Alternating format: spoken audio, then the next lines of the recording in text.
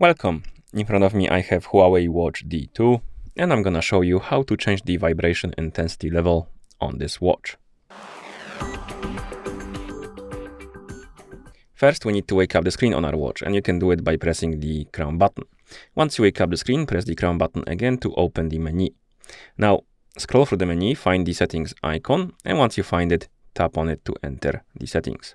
In settings, scroll through the menu, find the option called sounds and vibration, and once you find it, tap on it, and here find the vibration option. Once you find it, tap on it, and we have three levels of vibration. We have off, so if you select this one, the vibration will be completely turned off.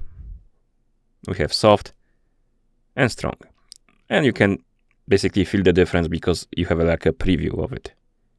And once you select the one you like, tap on OK to apply it. And then you can press the crown button to go back to watch face. And that's how you change the vibration intensity level on this watch. Thank you for watching. If you found this video helpful, please consider subscribing to our channel and leaving the like on the video.